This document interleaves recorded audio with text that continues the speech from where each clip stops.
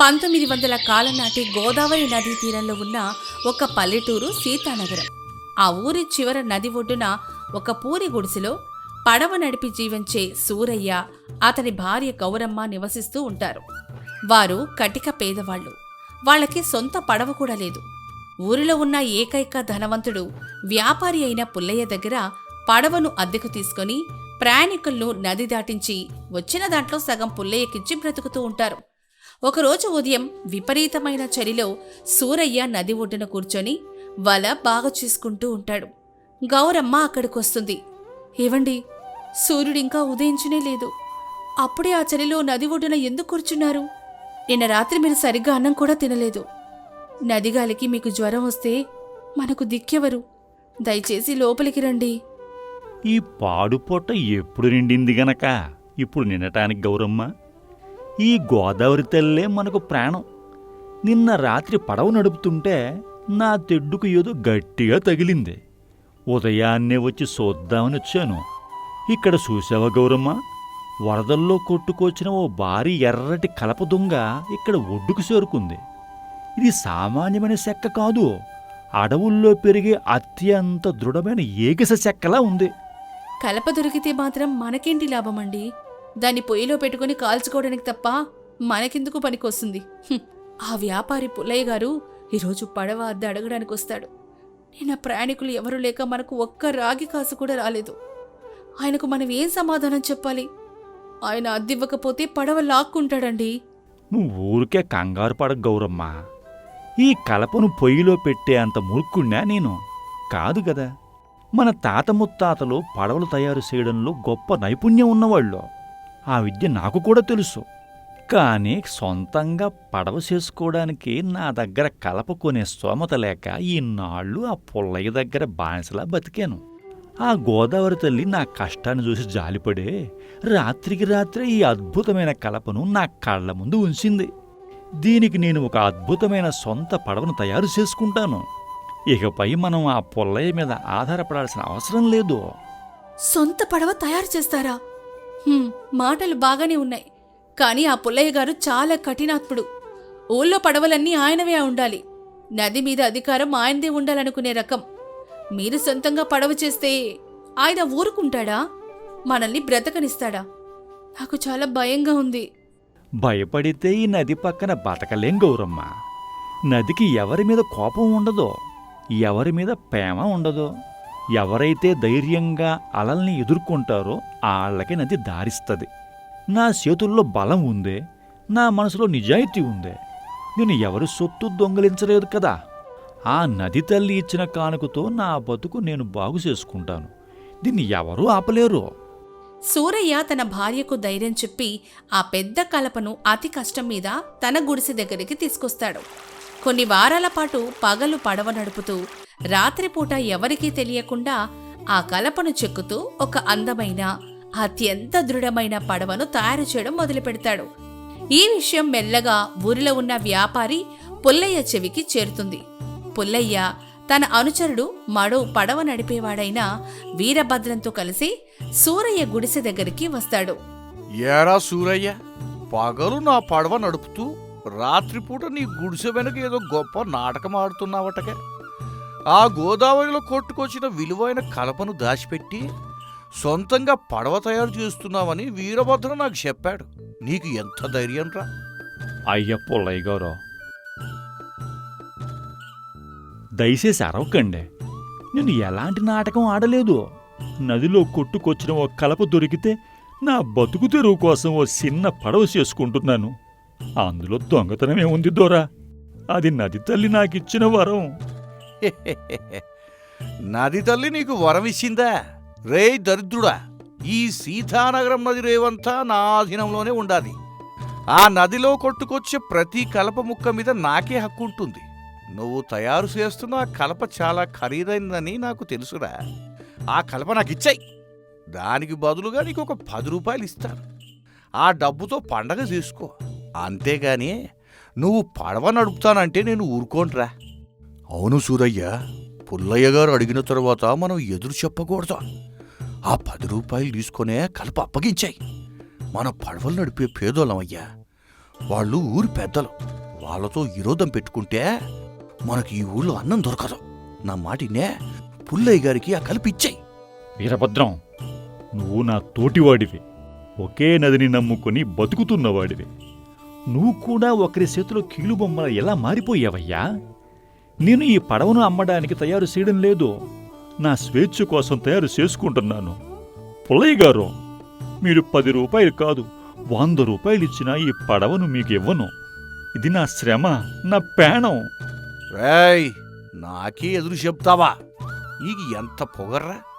నేను తలుచుకుంటే నేను ఈ ఊరు నుంచి తరిమేయగలను తెలుసా? నేను కొనుక్కున్న పడవల వల్లే కదరా నీలాంటి వాళ్ళకు పూట గడుస్తోంది. నేను దయదలిసి ఉపాధి కల్పిస్తుంటే నాకే పోటీగా వస్తావా? దొరా, మమ్మల్ని క్షమించండి. నా భర్తకు ఆ పడవంటే ప్రాణమైపోయింది. మేం మీకు ఎలాంటి పోటీ ఇవ్వం దొరా. మేం కేవలం మా కడుపు నింపుకోవడానికి మాత్రమే పడవ నడుపుకుంటాం. దయచేసి మమ్మల్ని వదిలేయండి దొరా. గౌరమ్మ, నువ్వు లోపలికెళ్ళు. మనం ఏ తప్పు చేయలేదు, ఎవరి కాళ్ళు పట్టుకోవాల్సిన అవసరం లేదు. పుల్లయ్య గారు, నది మీద అధికారం ఎవరికీ ఉండదు, అది అందరిదే. మీరు నన్ను ఊరి నుంచి తరిమేయలేరు. ఎందుకంటే నేను ఈ మట్టిని, ఈ నీటిని నమ్ముకుని బతికేవాణ్ణి. నా పడవను నేను నడుపుకుంటున్నాను, దాన్ని ఎవరు ఆపలేరు. సూరయ్య నిశ్చయంగా చెప్పేసరికి పుల్లయ్య తీవ్రమైన అవమానంగా భావించి రగిలిపోతాడు. ఎలాగైనా సూరయ్యను నాశనం చేయాలని కంకణం కట్టుకుంటాడు. మరుసటి రోజు ఉదయం రచ్చబండ దగ్గర పుల్లయ్య ఒక కఠినమైన నిర్ణయం తీసుకుంటాడు. ఊరిలో ఉన్న అందరినీ పిలిచి సూరయ్యను ఒంటరిని చేసే పాదకం పన్నుతాడు. ఊరి జనాలందరూ వినండే, ఈ సూరయ్య అనేటోడో నాకు తీవ్రమైన ద్రోహం చేశాడు.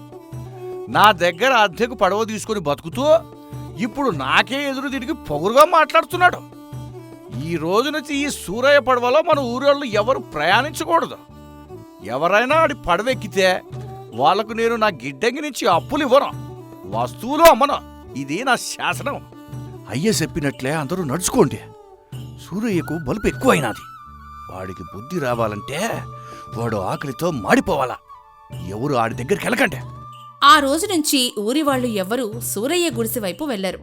సూరయ్య తన పడవను నదిలోకి దించినా ఒక్క ప్రయాణికుడు కూడా అతని పడవే ఎక్కడు. అందరూ పుల్లయ్య పడవల్నే ఎక్కుతారు. గౌరమ్మకు ఈ పరిస్థితి చూసి కన్నీళ్లాగవు. ఏవండి, చూసారా? నా భయం నిజమైంది. ఆ పుల్లయ్య గారు ఊరందర్నీ మనకు దూరం చేశారు. 3 రోజుల నుంచి ఒక్కరు కూడా మన పడవే ఎక్కలేదు. ఇంట్లో పిడికిడి గింజలు కూడా లేవండి. ఆ వీరభద్రం కూడా మనకు శత్రువుగా మారిపోయాడు. ఈ పడవ మనకు అన్నం పెట్టకపోగా ఉన్న ఉపాధిని కూడా లాక్కుంది.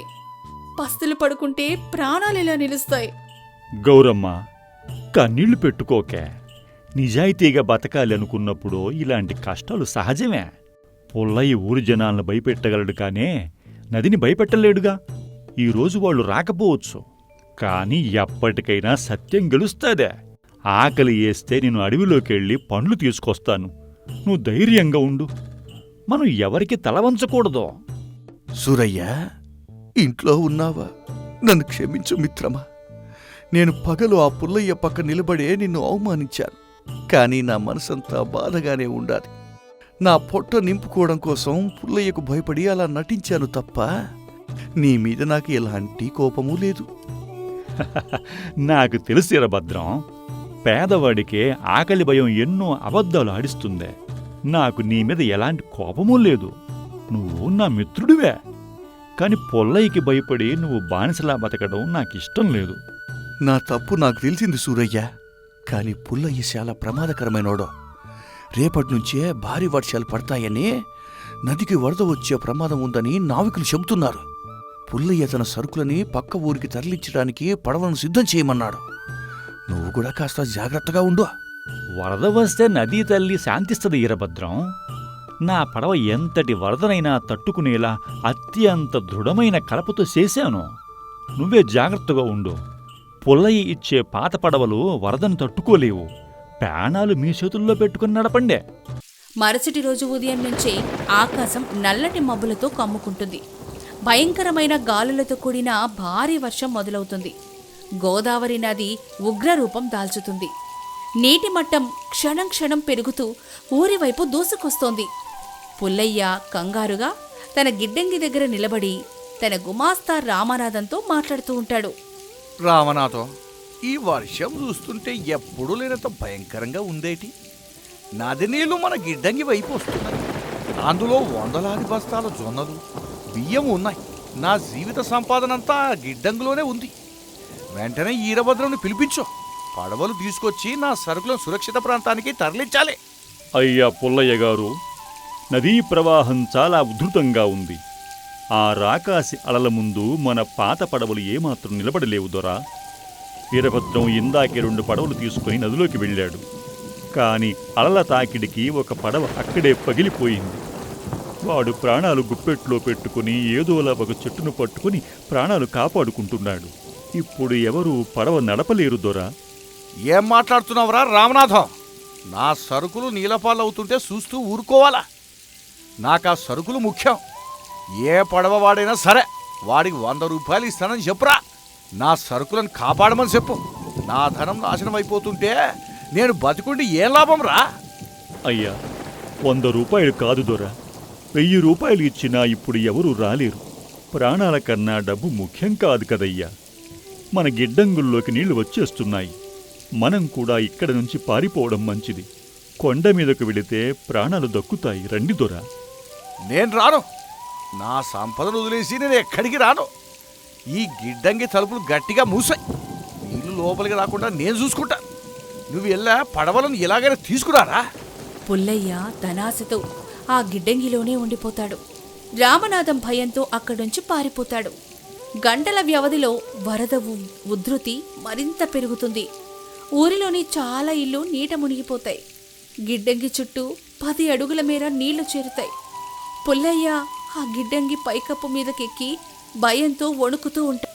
ఆ సమయంలో సూరయ్య తన దృఢమైన ఏగిస చెక్క పడవను తీసుకొని వరదను చీల్చుకుంటూ బయలుదేరతాడు. పడవలో గౌరమ్మ కూడా ధైర్యంగా కూర్చొనుంటుంది. ఏమండి, నది చూస్తుంటే రాక్షసిలా మండిపోతోంది. మన పడవ ఎంత దృఢమైనదైనా ఈ వరద ఉధృతికి తట్టుకోగలదా? ఎటు చూసినా కళ్ళ ముందు మరణమే కనిపిస్తోంది. మనం కొండ మీదకు వెళ్లకుండా నది మధ్యలోకి ఎందుకు వెళ్తున్నామండి? గౌరమ్మ, నదిని నమ్ముకున్న వాడికి నదే ప్రాణం పోస్తుంది, నది ప్రాణం తీస్తుంది. నేను తయారు చేసిన పడవ మీద నా దేవుడి మీద నమ్మకం నాకుంది. ఆ చెట్టుకమ్మ దగ్గర చూడు, మన ఈరభద్రం ప్రాణాలతో కొట్టుమిట్టాడుతున్నాడు. వాడి పాత పడవ పగిలిపోయింది. వాడిని కాపాడటం నా బాధ్యత. గట్టిగా పట్టుకో. నేను పడవను అటువైపు తిప్పుతున్నాను. సూరయ్య అత్యంత సాహసంతో నైపుణ్యంతో రాకాసి అలలను ఎదుర్కొంటూ వీరభద్రం ఉన్న చెట్టు దగ్గరికి పడవను తీసుకెళ్తాడు. ఈరభద్రం, చెయ్యవు, భయపడుకో. గట్టిగా నా చెయ్యి పట్టుకుని పడవలోకి దూకో. సూరయ్య, నువ్వు దేవుడివిరా. నన్ను ఎవరూ కాపాడలేరు. ఇక నా ప్రాణాలు గాల్లో కలిసిపోయాయి అనుకున్నాన్రా. నేను నీకు ఎంత ద్రోహం చేసినా నా ప్రాణాలు కాపాడడానికి ప్రాణాలకు తెగించి వచ్చినావురా. నీ రుణం ఈ జన్మలో తీర్చుకోలేరు మిత్రమా. కన్నీళ్లు తుడుచుకో ఈరభద్రం. కష్టకాలంలో మనుషులకు సాయం చేసుకోకపోతే ఈ ప్రకృతి ముందు మనం నిలబడలేము. ఇప్పుడు మనం పుల్లయ్య గారి గిడ్డంగి వైపు వెళ్ళాలి. నాకు తెలిసినంత వరకు ఆయన తన సరుకుల మీద ఆశతో ఈ గిడ్డంగిని వదిలి వచ్చి ఉండడు. పుల్లయ్య గారిని?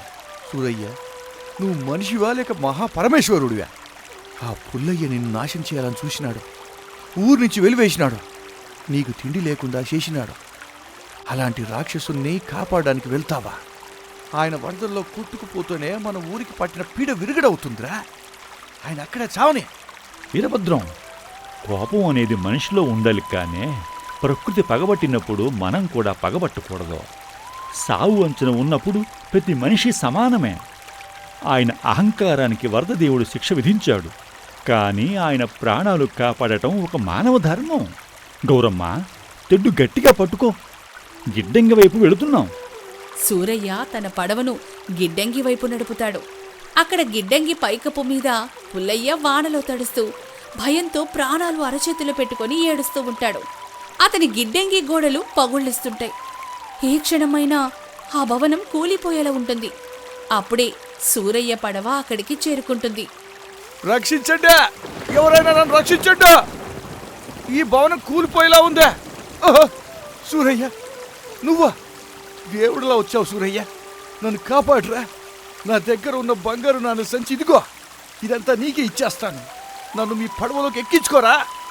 అయ్యా పుల్లయ్య గారు, మీ బంగారు నాణేలు ఈ నదీ వరదను ఆపలేవు.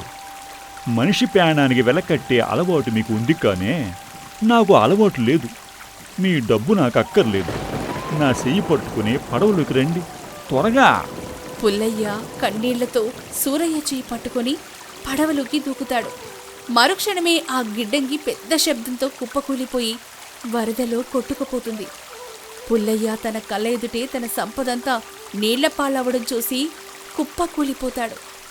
సూరయ్య తన నైపుణ్యంతో పడవను సురక్షితంగా ఒక కొండ మీద ఉన్న గుడి దగ్గరికి చేరుస్తాడు. అక్కడ ఊరి జనమంతా ఆశ్రయం పొంది ఉంటారు. చూశారా ప్రజలారా, మనం అందరూ సూరయ్యను వెలివేసినాము, అతను ఆకలితో అల్లాడేలా చేసినాము. కానీ ఈ వరదల్లో మన పుల్లయ్య పాత పడవలు ముక్కలైపోతే సూరయ్య కష్టపడి చేసుకున్న పడవే నా ప్రాణాలను, పుల్లయ్య గారి ప్రాణాలను కాపాడిందే. మనిషి కష్టాన్ని అవమానించిన మనకు ఈ ప్రకృతి గట్టి గుణపాఠం చెప్పిందే. సూరయ్య, నన్ను క్షమించరా. నా కళ్ళు తెరిపించినావు. డబ్బు అధికారం ఉన్నాయన్న గర్వంతో నేను మీ రక్తాన్ని జలగలా పీల్చాంట్రా. కాని ప్రకృతి కోపిస్తే నా సంపదంతా ఒక్క క్షణంలో కొట్టుకుపోయిందే. నా అహంకారం కూడా ఆ వరదలోనే కొట్టుకుపోయిందిరా. నిన్ను సర్వనాశనం చేయాలని చూసిన నన్ను దేవుళ్ళ కాపాడేవురా. నువ్వు నిజమైన మనిషివిరా. పుల్లయ్య గారు, నేను దేవుణ్ణి కాదు, కేవలం నదిని నమ్ముకున్న ఒక పేద నావికుణ్ణే. డబ్బు ఎవరి దగ్గరైనా ఉండొచ్చు, కానీ కష్టం ముందు అందరూ తలవంచాల్సిందే అని ఆ తాతల నాటి నుంచి నేర్చుకున్నాం. మీకు ఈ ప్రాణం నేను భిక్షగా పెట్టలేదు. ఆ నది తల్లి కరుణించి వదిలేసింది. ఇకనైనా సాటి మనుషులను మనుషుల్లా చూడటం నేర్చుకోండి దొరా. ఖచ్చితంగా సూరయ్య, నా దగ్గర మిగిలిన కొద్దిపాటి సంపదతో ఊరి ప్రజలందరికీ కొత్త ఇల్లు కట్టిస్తాను. ఈ రోజు నుంచి నది మీద అధికారం ఎవరిది కాదు, అది అందరిదే. పడవలు నడిపే కార్మికులందరికీ న్యాయమైన కూలీ నేనే ఇస్తాను.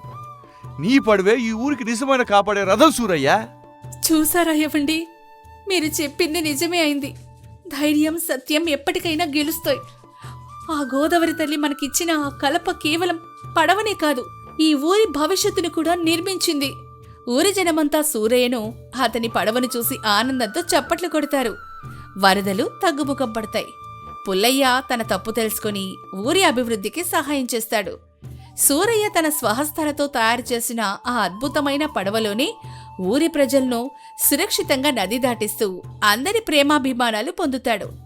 మనిషికి గర్వం కంటే తోటి మనిషి మీద చూపించే దయ, నైపుణ్యం ఎంతో గొప్పవని సీతానగరం ప్రజలందరికీ అర్థమవుతుంది.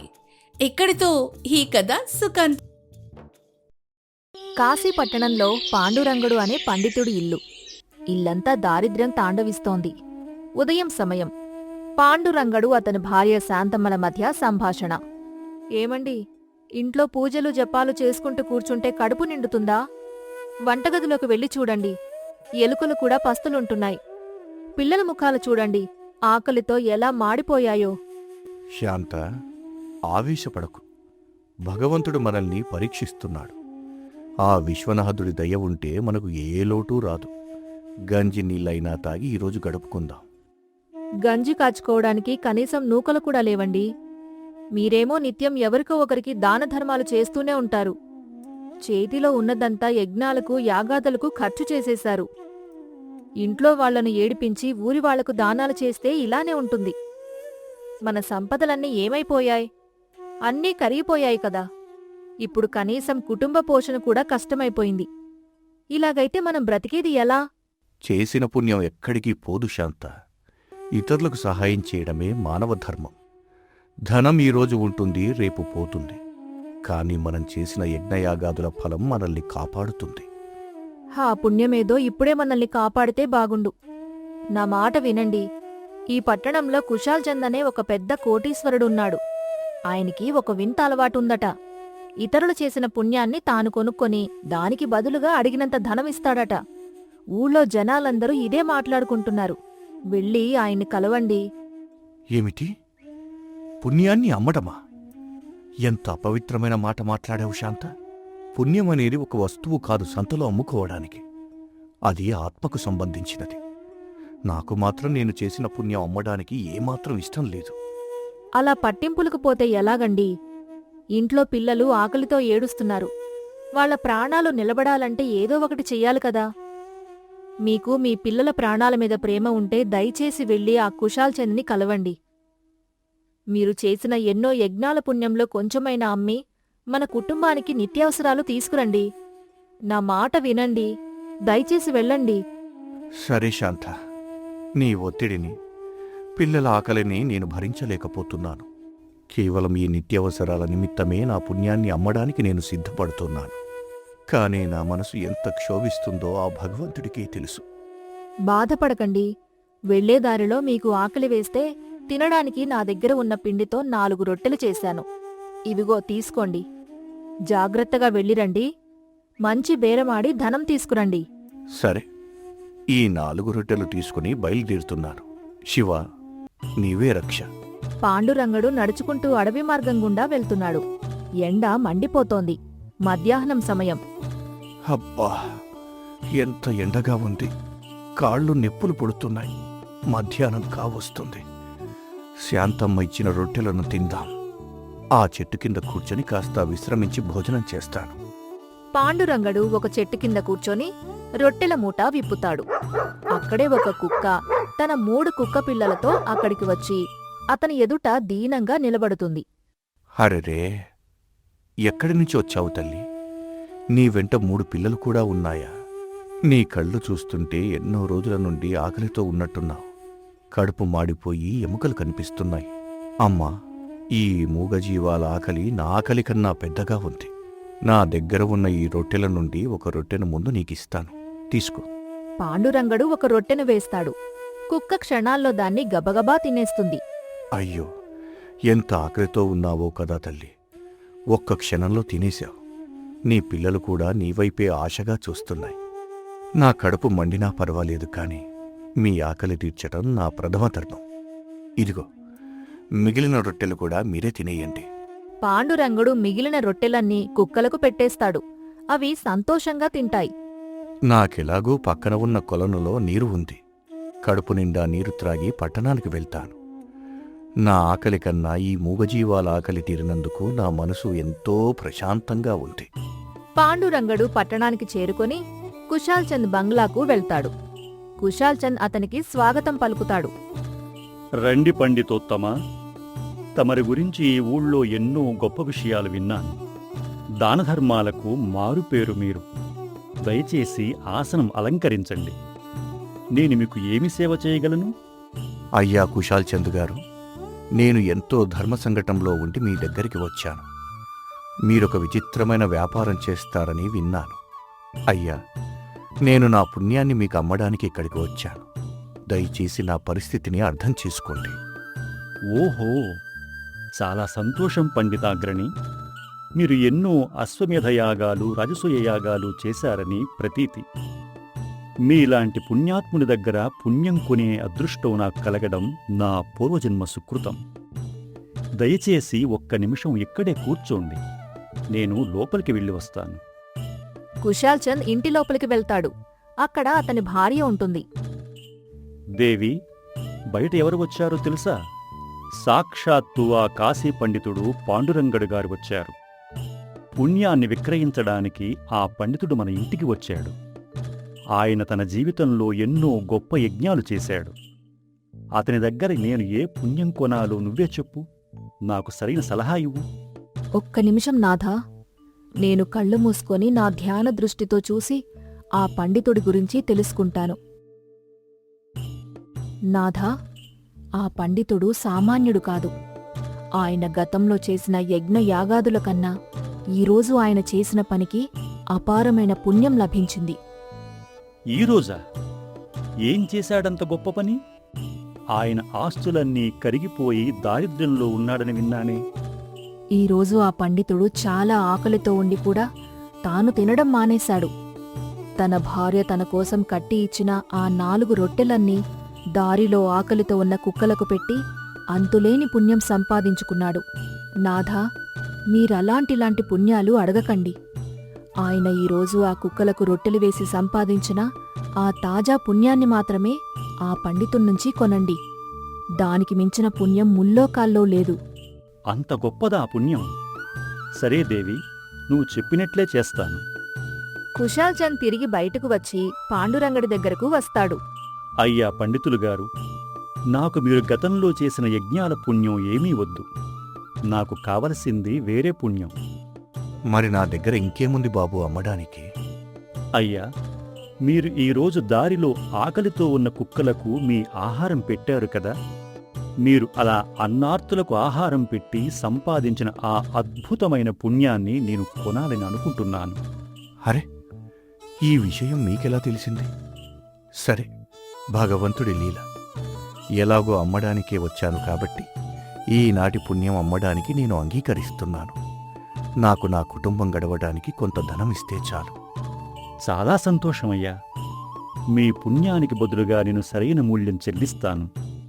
మీకు ఆ 4 రొట్టెల బరువుకు సమానమైన స్వచ్ఛమైన వజ్రాలు, ముత్యాలు ఇస్తాను. సమ్మతమేనా? 4 రొట్టెల ఎత్తు వజ్రాల? సరేనయ్యా, అలాగే ఇవ్వు. ఆ శివుడి ఆజ్ఞ. కుశాల్ చంద్ సేవకులను పిలిచి ఒక పెద్ద త్రాసును 4 వేడి రొట్టెలను తీసుకురావాలని ఆజ్ఞాపిస్తాడు. వారు తీసుకురాగానే కుశాల్ చంద్ రొట్టెలను త్రాసు యొక్క కాటాకు ఒక పక్కన పెడతాడు. అయ్యా పండితులు గారు, చూడండి, ఇక్కడ త్రాసులో ఒకవైపు 4 రొట్టెలు పెట్టాను. ఇప్పుడు రెండవ దానిలో నా ఖజానా నుండి తెప్పించిన ఒక సంచి నిండా వజ్రాలు, ముత్యాలు మరియు బంగారు ఆభరణాలు పెడుతున్నాను. కుశాల్ చంద్ ఆభరణాల సంచిని 2వ పళ్ళెంలో పెడతాడు. కాని ఆశ్చర్యకరంగా త్రాసు ఏమాత్రం కదలదు. ఇదేమిటి? త్రాసు యొక్క కాటా కొంచెం కూడా కదల్లేదు. 4 రొట్టెల కంటే ఒక సంచి నిండా ఉన్న వజ్రాల బరువు తక్కువైందా? ఒరేయ్ సేవకులారా, వెళ్ళి నా ఖజానాలో ఉన్న ఆభరణాలన్నీ తీసుకుని రండి. నా దగ్గర ఉన్న మొత్తం ఆభరణాలన్నీ తీసుకొచ్చి ఈ 2వ దిక్కున ఉంచండి. సేవకులు కుశాల్ చంద్ ఇంట ఉన్న సమస్త సంపదను తీసుకొచ్చి త్రాసులో పోస్తారు. వజ్రాలు, వైడూర్యాలు, సువర్ణ ఆభరణాలు కుప్పగా పోస్తారు. అయినా కూడా కాటా అస్సలు కదల్లేదు. రొట్టెలు ఉన్నవైపే త్రాసు మొగ్గి ఉంటుంది. అయ్యా పాండురంగడు గారు, మీ పుణ్యం ఎంతో బరువైనది. నా యావదాస్తి పోసిన ఆ 4 రొట్టెల పుణ్యానికి సరితూగడం లేదు. నేను ఓడిపోయాను. మీ పుణ్యాన్ని కొనే అర్హత నా సంపదకు లేదు. శివ, పరమశివ, ఎంత కరుణామయుడివి తండ్రి. ఆకలితో ఉన్నొక్క ప్రాణికి పట్టెడన్నం పెడితే దానికి ఇంత విలువ. ఇన్ని వజ్రాలు, ఆభరణాలు కూడా. ఒక జీవి ఆకలి తీర్చిన పుణ్యానికి సాటిరావా? కుశాల్ చంద్ గారు, నేను నా మాటను మార్చుకుంటున్నాను. ఇంత గొప్ప పుణ్యాన్ని కేవలం డబ్బు కోసం అమ్ముకోవడం మహాపాపం. అనార్తుల ఆకలి తీర్చటంలో ఉన్న మహత్యం నాకు కళ్లకు కట్టినట్టు చూపించావు. ఇప్పుడు నా పుణ్యాన్ని నీకు అమ్మడం నాకు ఏమాత్రం ఇష్టం లేదు. అయ్యా, మీ ఇష్టం. మీలాంటి పుణ్యాత్ముడిని కలవటం నా అదృష్టం. దయచేసి నన్ను ఆశీర్వదించండి. పాండురంగడు అక్కడ్నుండి ఎంతో ఆనందంగా, జ్ఞానోదయంతో ఇంటికి బయలుదేరిపోతాడు. మార్గమధ్యలో అతనికి భార్య గుర్తుకు వస్తుంది. అయ్యయ్యో, పుణ్యం అమ్ముకోకుండా వట్టి చేతులతో ఇంటికి వెళ్తున్నాను. ఇంటికి వెళ్ళగానే నా భార్య శాంతమ్మ నన్ను నిలదీస్తుంది. డబ్బు తీసుకురానందుకు తను నాతో గొడవ పడుతుందేమో. ఏమని సమాధానం చెప్పాలి? ఇక్కడే కదా నేను దారి మధ్యలో ఆ కుక్కలకి రొట్టెలు పెట్టింది. ఇక్కడ కొన్ని గులకరాళ్ళు ఉన్నాయి. వాటిని ఏరుకొని నా వస్త్రంలో ఒక మూటగా తయారు చేసుకుని తీసుకుని వెళ్తాను. కోపంతో ఉన్న ఆమె చేతిలో ఈ మూట పెడితే కాస్త శాంతిస్తుందేమో. పాండురంగడు దారిలో ఉన్న గులకరాళ్లను ఏరుకొని మూట కట్టుకుని ఇల్లు చేరుకుంటాడు. భార్య ఎదురొస్తుంది. వచ్చారా అండి? మీకోసమే ఉదయం నుండి కళ్లల్లో ఒత్తులు వేసుకుని ఎదురుచూస్తున్నాను. ఎలాగూ ఆ కుశాల్ చంద్ పుణ్యానికి బాగా డబ్బులిస్తాడు కదా, మన కష్టాలన్నీ తీరిపోయినట్టేనా? మీ పుణ్యాన్ని అమ్మి ఎంత సంపాదించారు? ఏది ఆ ధనం? శాంత, నన్ను ఏమి అడగకు. నేను తెచ్చిన రాళ్ల మూట ఇదిగో, దీన్ని పట్టుకో. పాండురంగడు ఆ మూటను భార్యకిచ్చి ఆమె ఏమంటుందో అని భయంతో వెంటనే గబగబా ఇంట్లోంచి బయటకు వెళ్ళిపోతాడు. ఇదేంటి ఇలా చేతిలో ఏదో మూట పెట్టి పారిపోయారు? బరువుగానే ఉంది. దీంట్లో ఏముందో చూద్దాం. ఏమైనా ఇనుపు ముక్కలిచ్చాడా ఆ వ్యాపారి? వెంటనే మూట విప్పి చూస్తుంది. ఆమె కళ్ళు జిగేల్మంటాయి. భగవంతుడా, నా కళ్లను నేనే నమ్మలేకపోతున్నాను. ఏవండీ, ఏవండి ఒకసారి ఇలా రండి. ఆ మూట నిండా స్వచ్ఛమైన వజ్రాలు, రకరకాల నగలు, దగదగలాడే మాణిక్యాలున్నాయి. పాండురంగడు బయట నుండి మెల్లగా ఇంట్లోకి అడుగు పెడతాడు. ఏవండి, భలేవారే! ఇంత సంపద తెచ్చి నా చేతిలో పెట్టి కనీసం చెప్పకుండా బయటకు వెళ్ళిపోయారేంటి? మీ పుణ్యానికి ఇంత మంచి ధర ఎవరు చెల్లించారు? ఆ కుశాల్ చంద్ గారేనా? మన కష్టాలన్నీ తీరిపోయాయి. ధర, సంపద, నేనేదో దారిలో రాళ్ళు ఏరుకొని వస్తే నువ్వేం మాట్లాడుతున్నావు శాంత? భార్య తన ముందు ఉన్న ఆ మూటను పూర్తిగా విప్పగానే అందులో కేవలం గులకరాళ్లకు బదులుగా ఎంతో విలువైన ఆభరణాలు, వజ్రాలు ఉండడంతో పాండురంగడు కూడా నిశ్చేష్టుడైపోయి ఆశ్చర్యపోతాడు. ఓం నమ శివాయ. శాంత, నేను ఆ వ్యాపారి దగ్గర నా పుణ్యాన్ని అమ్మలేదు. త్రాసులో నా పుణ్యం ముందు అతని సంపదంతా తేలిపోయింది. ఆయన దగ్గర ఏమీ తీసుకోకుండా దారిలో ఆ కుక్కలకు రొట్టెలు వేసిన చోట ఈ రాళ్లను ఏరుకొని వచ్చాను. భగవంతుడి దయ వల్ల, ఆ అన్నదాన మహిమ వల్ల ఈ రాళ్లే వజ్రాలుగా మారాయి. నిష్కామ కర్మతో చేసే దానానికి ఫలితం ఇలాగే ఉంటుంది. నన్ను క్షమించండి స్వామి. నా అజ్ఞానంతో మిమ్మల్ని ఎన్నో మాటలన్నాను. పుణ్యాన్ని వ్యాపారపు వస్తువుగా భావించాను. ఇప్పుడు నాకు తెలిసొచ్చింది. మీరు చేసిన పని ఎంత గొప్పదో నాకు అర్థమైంది. లే శాంత, ఈరోజు మన ఇద్దరి కళ్ళూ తెరుచుకున్నా. మనం చేసిన పుణ్యం ఎక్కడికి పోదని, ఆ పుణ్యానికి నిజమైన విలువ ఎవరూ కట్టలేరని ఇద్దరికీ అర్థమయ్యింది. అవునండి, నిజమే. కేవలం 4 రొట్టెలు ఆకలితో ఉన్న ఆ నోరులేని జీవాలకు పెడితేనే సాక్షాత్తు ఆ పరమేశ్వరుడు మనకు ఇంతటి సంపదను ప్రసాదించాడు. ఈ లోకంలో అన్నార్థులకు అన్నం పెట్టడం వలన వచ్చే పుణ్యం మరే ఇతర పనుల వలన రాదనే గొప్ప సత్యాన్ని మనం ఈరోజు అనుభవపూర్వకంగా తెలుసుకున్నాం. నిజం చెప్పావు శాంత. భగవంతుడి సృష్టిలో ఆకలితో ఉన్న ప్రతి జీవికి పట్టెడు అన్నం పెట్టడమే అన్నింటికన్నా మించిన యజ్ఞం. అదే అసలైన పుణ్యం. ఇకపై భగవంతుడు ఇచ్చిన ఈ సంపదను కూడా 10 మంది ఆకలి తీర్చడానికి ఉపయోగిద్దాం. భార్యాభర్తలిద్దరూ ఆ దేవుడికి నమస్కరించుకుని తమ జీవితాన్ని అన్నదానానికి అంకితం చేస్తారు. ఆ ఇల్లు ఎప్పటికీ అన్నపూర్ణమ్మ నిలయంగా మారిపో